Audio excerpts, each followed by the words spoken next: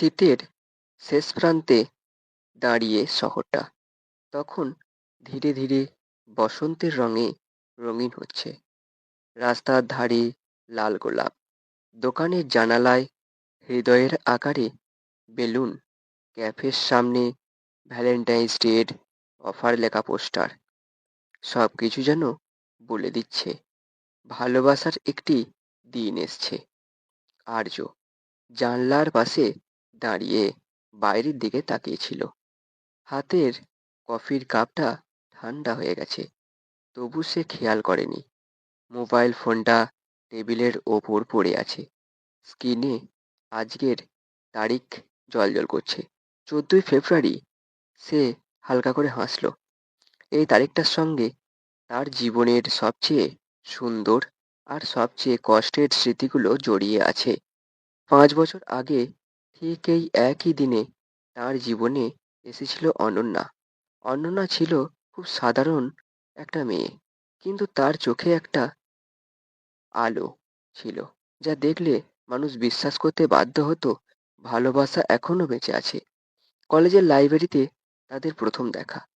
আর্য তখন বই খুঁজছিল, আর অনন্যা ভুল করে হাতের ওপর বই ফেলে দিয়েছিল। সরি, খুব লাগলো। মেয়েটির কণ্ঠে অদ্ভুত এক চিন্তা। আর্য হেসে বলেছিল, না, তবে মনে হয় আজ আমার ভাগ্য ভালো। অনন্যা অবাক হয়ে তাকিয়েছিল। কেন?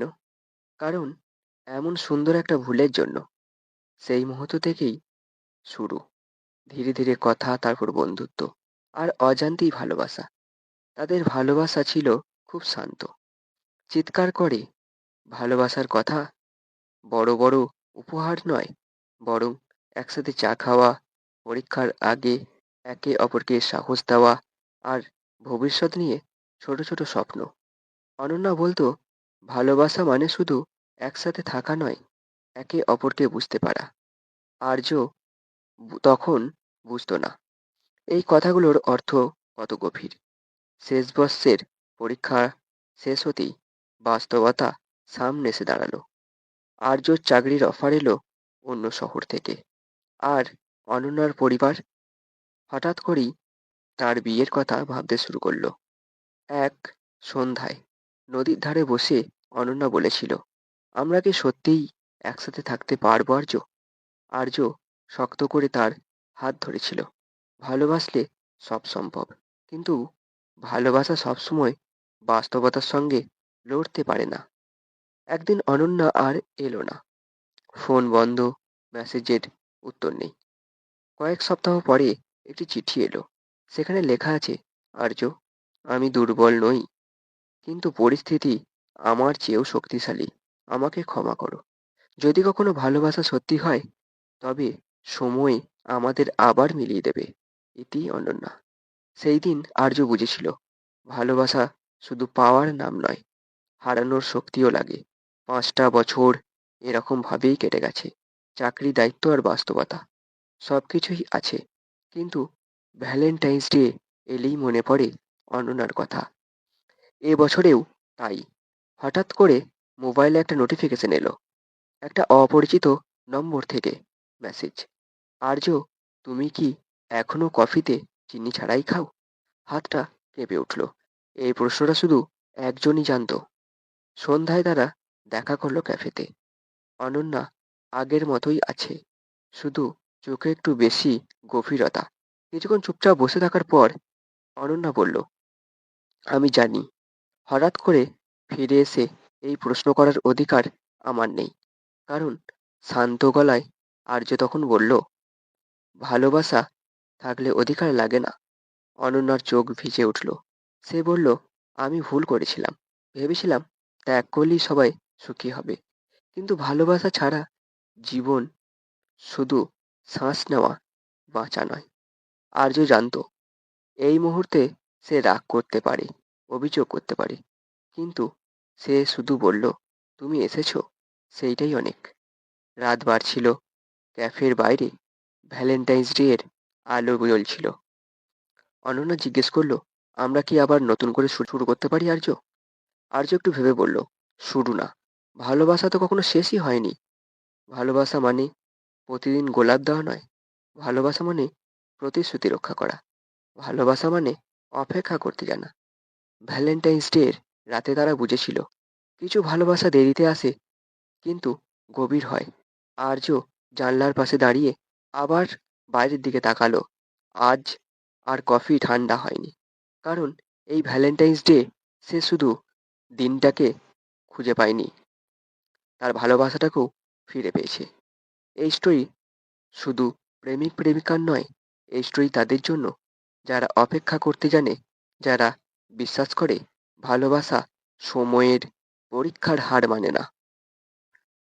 শহরের শেষ প্রান্তে একটি ছোট রেল স্টেশন। খুব বেশি লোকের ভিড় হয় না এখানে, কিন্তু রাজের কাছে এই জায়গাটাই যেন পুরো পৃথিবী।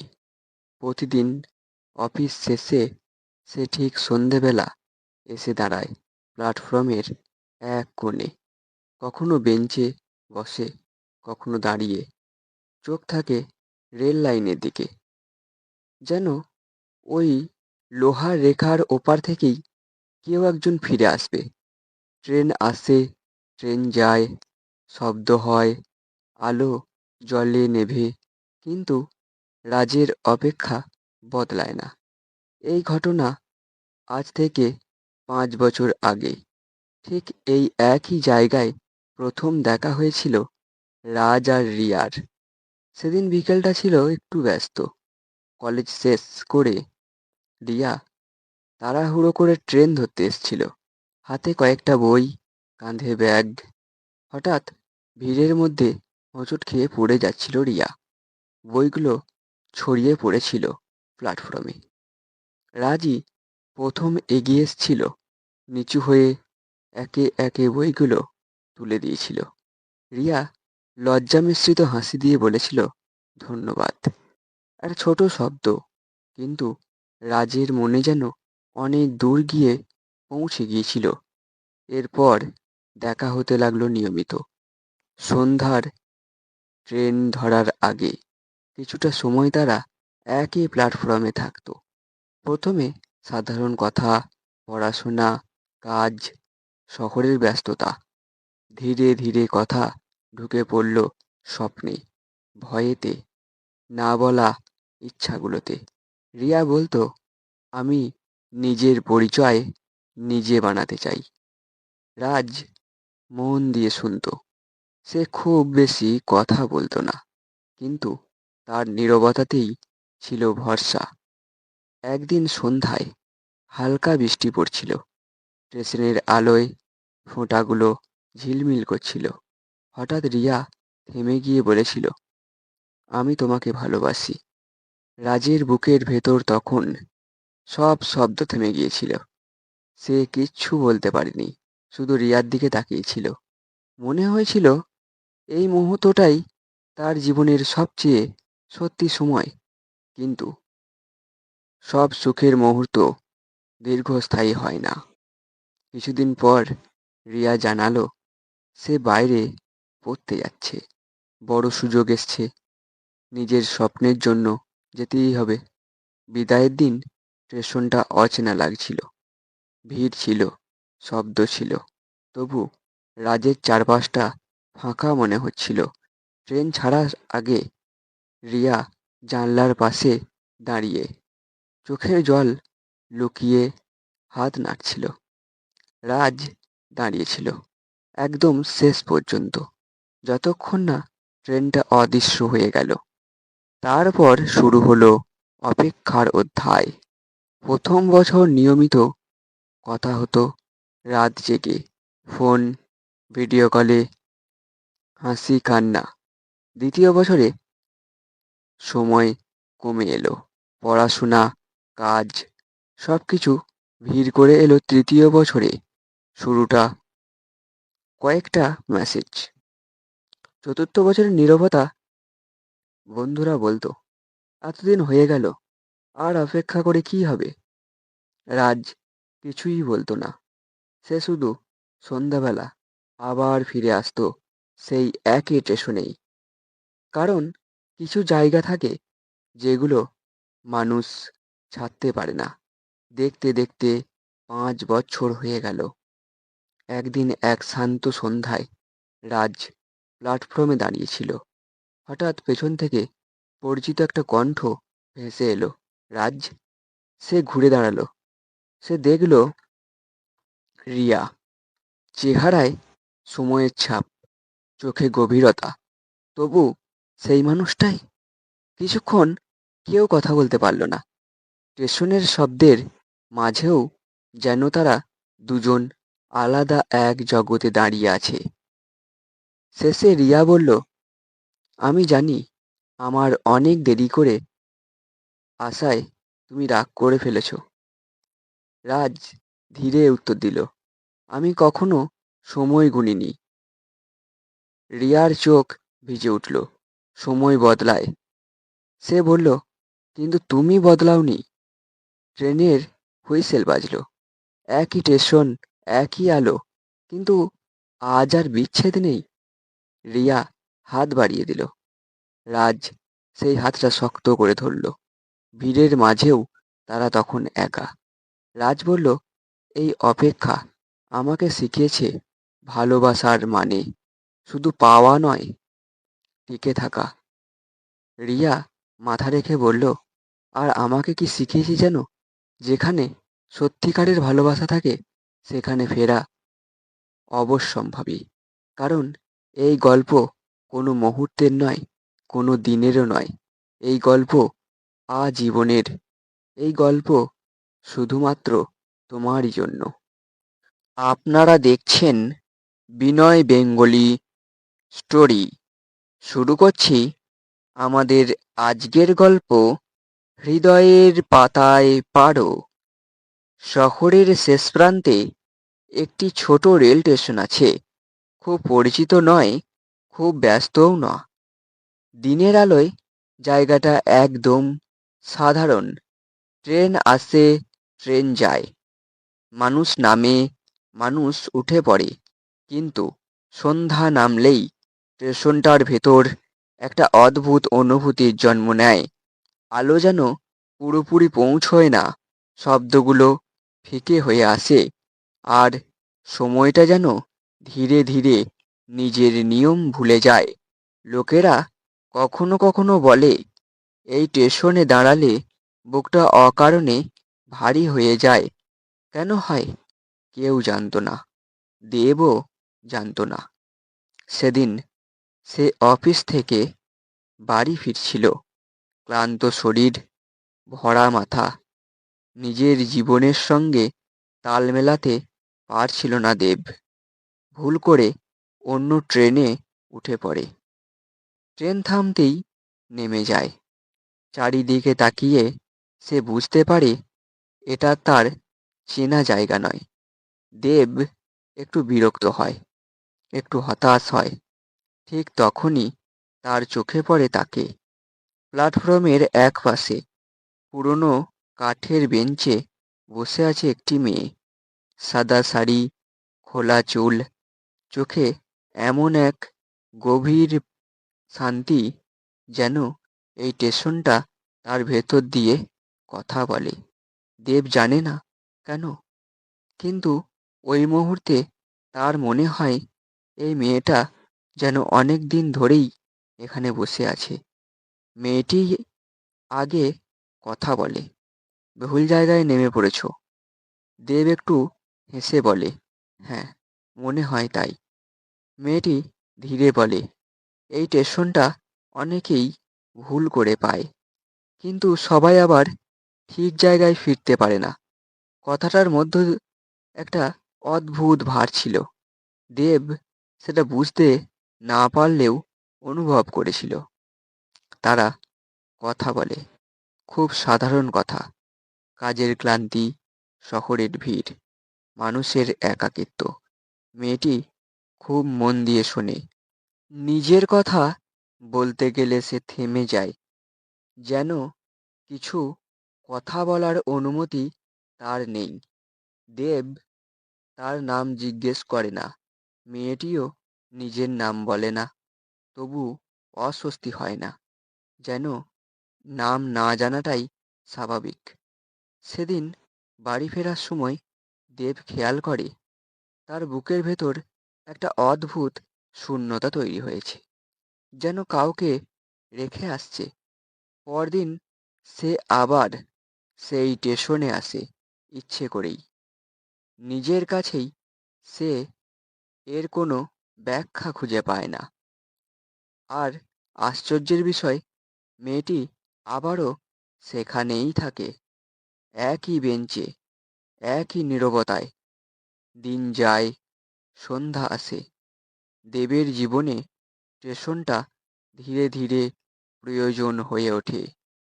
অফিসের পর সে তাড়াহুড়ো করে বাড়ি ফেরে না।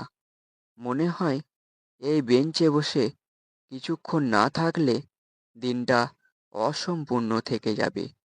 তাদের কথার পরিমাণ বাড়ে না, কিন্তু গভীরতা বাড়ে। একদিন দেব বলে, তোমার সঙ্গে কথা বললে মনে হয় সময়টা অন্যরকম হয়ে যায়। মেয়েটি মৃদু হাসে। কিছু জায়গায় সময় ঠিকভাবে চলে না। দেব তখনও ভাবেনি এই কথাগুলো আসলে সত্য। এক সন্ধ্যায় দেব জিজ্ঞেস করে, তুমি কি এখানে একাই আসো? মেয়েটি বলে, সবাই একাই আসে দেব। কেউ বোঝে, কেউ বুঝতে চায় না। এই প্রথম সে দেবের নাম নেয়। দেব চমকে যায়। তুমি আমার নাম জানো? মেয়েটি স্বাভাবিকভাবেই বলে, প্রথম দিন মনে আছে, তোমার ফোনে একটা মেসেজ এসেছিল। নামটা আমি তখন দেখেছিলাম। সবকিছু স্বাভাবিক, কোনো সন্দেহ নেই। দিনের পর দিন দেব বুঝে যায় সে এই মেয়েটিকে ভালোবাসে, খুব নিঃশব্দে। কোনো প্রস্তাব নেই, কোনো প্রতিশ্রুতি নেই, কোনো অনুভূতি। সেদিন সে বলে, চলো একদিন এই স্টেশন ছাড়িয়ে কোথাও চলে যাই। মেয়েটি অনেকক্ষণ চুপ করে থাকে, তারপর বলে, আমি পারবো না। কেন? কারণ আমার যাত্রা এইখানেই এসে থেমে গেছে। দেব কথাটাকে আবেগী রূপক ভেবে হেসে ফেলে। এরপর হঠাৎ করে একদিন মেয়েটি আসে না, পরের দিনেও আসে না। তারপর আরও অনেক দিন। ফাঁকা বেঞ্চটার দিকে তাকিয়ে দেবের বুক ভারী হয়ে আসে। সে অপেক্ষা করে, কথা বলে, বাতাসের সঙ্গে, কুয়াশার সঙ্গে। এক রাতে সে ফিসফিস করে বলে, তুমি যদি আমাকে শুনতে পাও, একবার এসো। কুয়াশা ঘন হয়, বাতাস ঠান্ডা হয়ে আসে।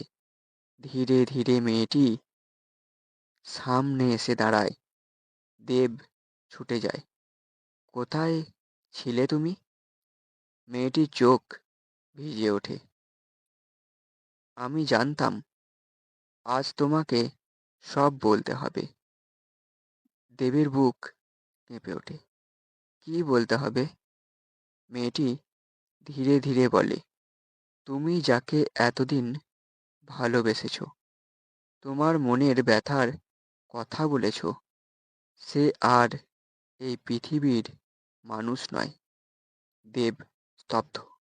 মানে? মেয়েটি বলে, এই স্টেশনে বহু বছর আগে আমার জীবন থেমে গিয়েছিল।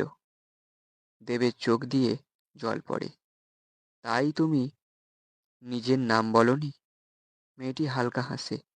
আমি চাইনি তুমি আগে থেকেই জেনে আমাকে হারাও। শেষবার সে বলে, আমার নাম পারো। কুয়াশার ভেতর পারো মিলিয়ে যায়। সেদিন থেকে লোকেরা বলে, এই স্টেশনে সন্ধ্যার পর এক যুবক বসে থাকে। কার জন্য সে কেউ জানে না, কিন্তু দেব জানে। কিছু ভালোবাসা জীবন চায় না, শুধু হৃদয়ের একটা পাতা চাই।